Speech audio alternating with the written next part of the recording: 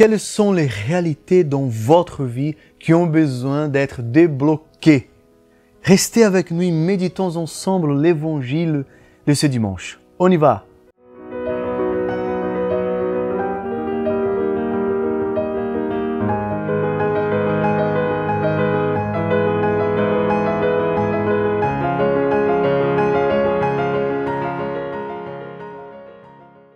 Dans la première lecture d'aujourd'hui, nous lisons le prophète Isaïe qui proclame que « Alors se dessilleront les yeux des aveugles et s'ouvriront les oreilles des sourds et la bouche du muet criera de joie. » Dans l'évangile, nous voyons qu'on amène à Jésus un homme sourd-muet.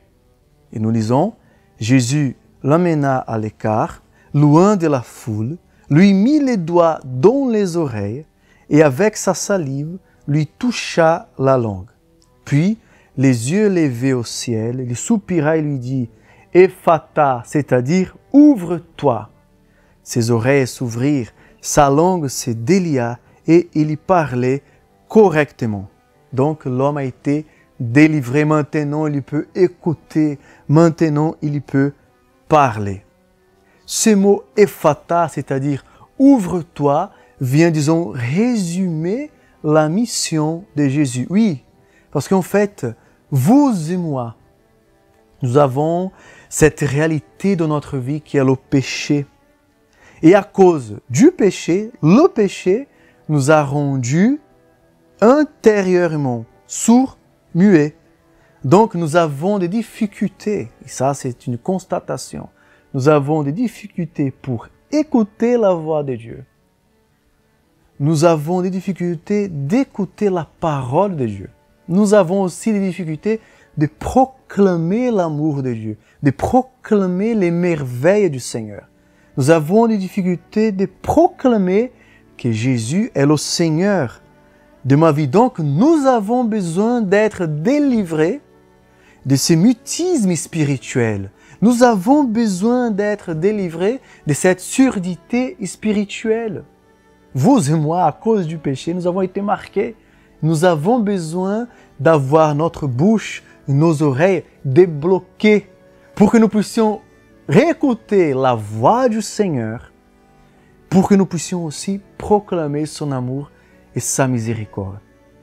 Et ce besoin est tellement important que le mot « ephata » il est utilisé dans le rite du baptême. Il y a le rite un peu plus long, donc, que le prêtre, en touchant notre bouche et nos oreilles, pendant ces rites, le prêtre nous a dit que le Seigneur te donne d'écouter sa parole et de proclamer la foi. Nous avons besoin d'avoir nos oreilles, d'avoir notre bouche débloquée pour que nous puissions écouter la voix du Seigneur, qui est toujours en train de nous appeler à la vraie vie, à la conversion, à la sainteté. Et nous avons aussi besoin d'avoir notre bouche débloquée, guérie, notre mutisme spirituel guéri, pour que nous puissions proclamer, témoigner les merveilles de Dieu.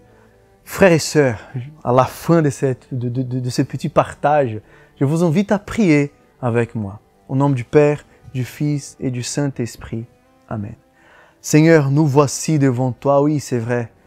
Nous aussi, parfois, nous sommes sourds-muets, Seigneur. Nous avons besoin que tu puisses venir nous toucher. Aujourd'hui, viens toucher nos oreilles par ta parole proclamée pendant l'Eucharistie, pendant la messe. Viens, Seigneur, délier nos lèvres, notre bouche. Viens réouvrir notre bouche par le mystère de l'Eucharistie, par l'Eucharistie communiée. Viens, Seigneur, nous guérir. Viens, Seigneur, nous délivrer pour que nous puissions devenir des instruments de ton amour, de ta miséricorde. Nous te remercions, Seigneur. Nous t'adorons, car rien n'est impossible à toi. Et tu proclames sur nous ce mot « Ephata ». Ouvre-toi. Béni et loué sois-tu, Seigneur, aujourd'hui et à jamais. Au nom du Père, du Fils et du Saint-Esprit. Amen.